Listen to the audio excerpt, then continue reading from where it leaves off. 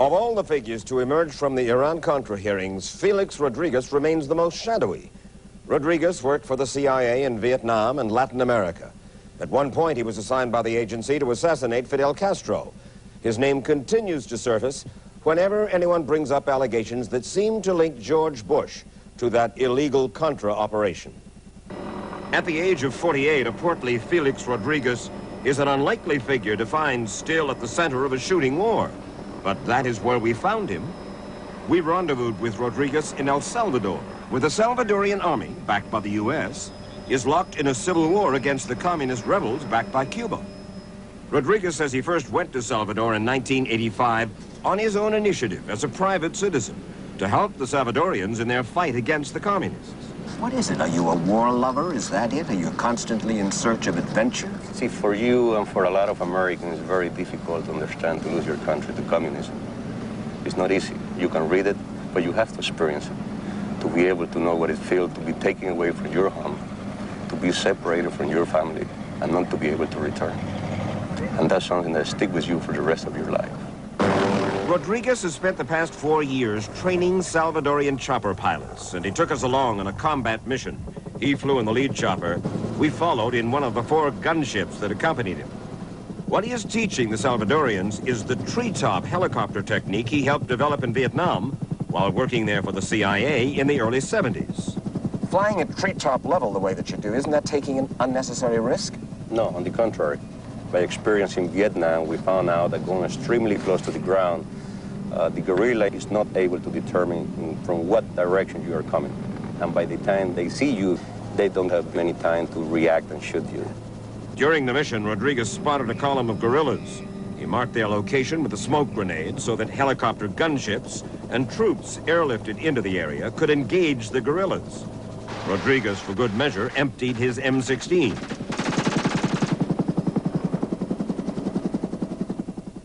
Felix Rodriguez was born in Cuba in 1941 into a life of comfort and privilege. Early on, he was fascinated by guns and the military. But when Fidel Castro overthrew the U.S.-backed Batista regime in 1959, Rodriguez became obsessed with just one goal: to liberate Cuba from communism. He fled to Miami, where he now lives, and quickly found a patron, the CIA.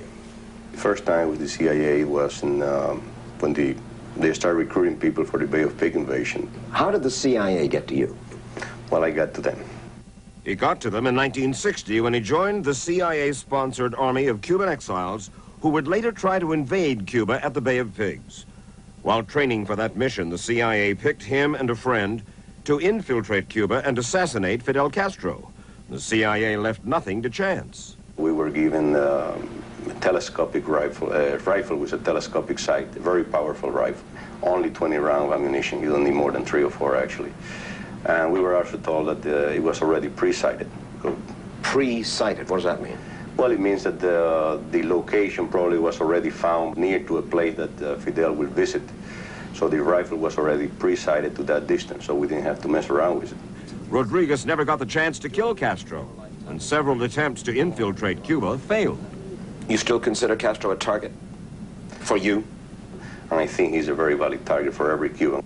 If Fidel got away, his right-hand man and confidant Che Guevara was not so lucky. Che, the romantic hero of the Cuban Revolution, had commanded guerrilla insurgencies in Africa and Latin America. But in 1967, he was captured by a team of Bolivian soldiers and their CIA advisor, Felix Rodriguez, who recalled for us the time he came face-to-face with his enemy. I look at him and say, Che Guevara, I'd like to talk to you. And he looked at me very arrogantly and said, nobody talks to me, nobody interrogates me. But the two men did talk, mostly about Cuba and their opposing philosophies. Rodriguez wanted to bring Che to Panama for interrogation, but the Bolivian High Command ordered Che executed. Rodriguez broke the news to Che. I looked at him straight in the face and I just told him, Commander, I'm sorry. I tried my best. That's all I said, and he understood.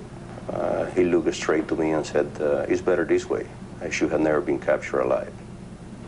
At that point, he approached me, and he shook my hand, and I shook his hand. He embraced me, and I embraced him. And he pulled back and stood in attention. I left the room, and I told the sergeant that There was instruction from his command not to shoot from here up, because this man's supposed to die from combat wound, to shoot from here down. And I left. And then you came back in and saw his corpse. His face was covered with mud. His face was covered with mud? Yeah, I asked for a bucket of water, and I washed his face, and I took out my handkerchief and tried to close his jaw and his eyes. You wound up, in a strange way, Felix, admiring Che Guevara, didn't you? I mean, you cleaned his face, you... conversation about philosophy before he died. The man died with dignity for what he believed, even though it was wrong. So I think we had mutual respect for each other.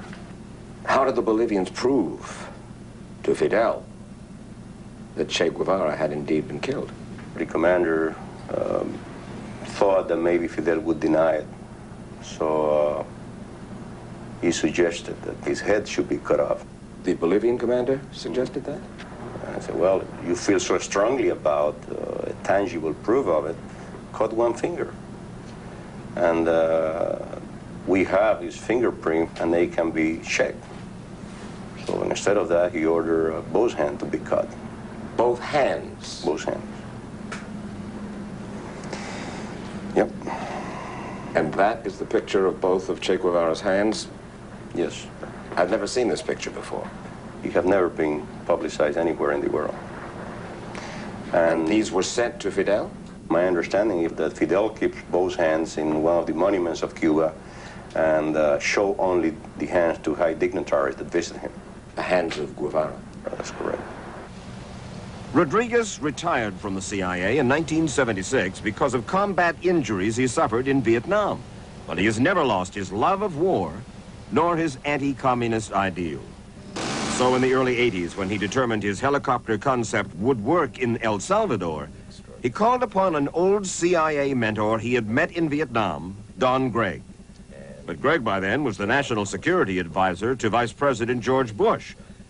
Gregg introduced Rodriguez to several key officials in the Reagan administration. And the purpose of these introductions? To let Felix sell himself. If he had not been able to sell himself, he never would have gone to El Salvador. Just months after arriving in Salvador, Rodriguez says he received a letter from Oliver North, whom he had met in Washington. A letter that began, "Dear Felix, after reading this letter, please destroy it."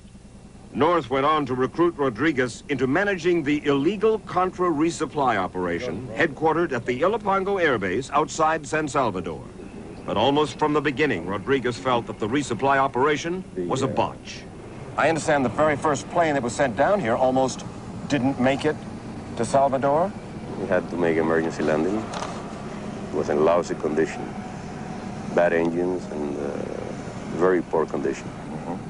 What kind of radar were the planes equipped with? For some of them that were bought in Radio Shack. They used the radar used for Radio vehicle. Shack fuzzbusters, correct? That's correct. To defend against Soviet-made anti-aircraft. Right. The pilots complained about the shoddy equipment in a letter that Rodriguez delivered to Oliver North at the White House.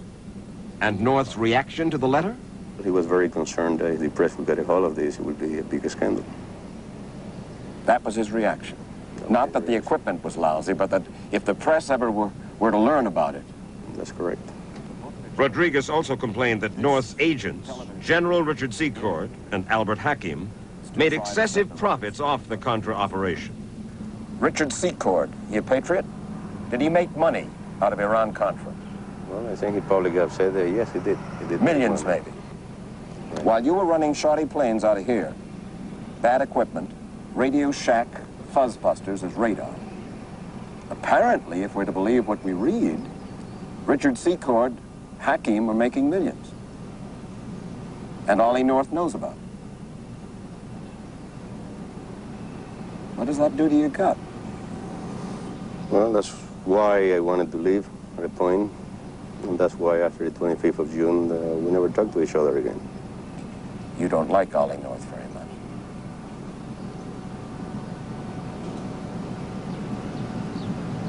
Correct? Correct. As a private citizen, Rodriguez broke no laws by helping the Contras. But the suspicion was there that he and Don Gregg had kept Vice President George Bush up to speed on details of that illegal Contra operation. Didn't he tell you at that time that the Contra business down there could become as big a scandal for the Reagan administration as Watergate was for the Nixon administration? He used that phrase. I discounted it a little bit. I know Felix quite well, and there is a tendency to use rhetoric which is slightly overblown, but he did say that to me. Gregg says he did not consider Rodriguez' charges worth taking to the vice president. But the evidence suggests that Rodriguez spoke directly to Bush about that illegal Contra operation. For in the spring of '86, according to 2 briefing memos on the vice president's office stationery, Rodriguez and the vice president discussed, quote, resupply of the Contras. That was never discussed. It was never meant to be discussed, and I have no idea how it got in there. Everything else apparently in the memo is absolutely on the nose and accurate. Right. But that one sentence in which it says, discuss the resupply of the Contras, and I realize it's an embarrassment to you, to Gregg, and especially to the man who is now president. I have no idea how it got in there. At grueling Senate hearings this past summer into his nomination as ambassador to South Korea, Don Gregg speculated on how it got there. He says that apparently his secretary, who prepared the briefing memos, got it wrong. I think that what the agenda item on the 2 memos is a garbled reference to something like resupply of the copters instead of resupply of the Contras. Copters, not Contras, a critical distinction. But the Contra operation in Salvador was illegal, while resupplying the Salvadorian Air Force with helicopter parts was not. Copters, yes, but Contras, no. Absolutely. There are those who say that you're so blinded by your anti-communist zeal, Felix, and blinded by loyalty that you lie. No, I would not. I know better than anybody else that I never told them anything. The American people are going to have to make their own judgment as to whether Felix was totally forthcoming or whether he was protecting a friend.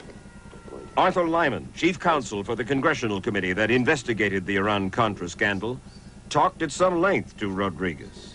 I have no doubt that Felix believed that the operation that he was engaged in was authorized at the highest level. I mean, in the world of covert operations, I think Felix understood deniability, and I think that Felix doesn't ask too many questions. How deep is Felix's loyalty to Don Gregg? I think it's the loyalty that comes from comrades in battle who have faced death over and over again. Loyalty, devotion, anti-communism. What does the future hold for this 48-year-old foot soldier in a fading Cold War? I hope that he can somehow be made a part of this country's effort to teach other countries to deal with their own insurgencies. I think that Felix Rodriguez will probably end up, and I hate to say this, in an unmarked grave in some faraway place, fighting the remnants of communism. A little bit like Che Guevara. Yes, he saw himself in the mirror when he looked at Che Guevara. I respected him, the way he died. I hope that if I have to die, I will die with the same dignity for my cause. Felix Rodriguez has just published his autobiography. He calls it Shadow Warrior.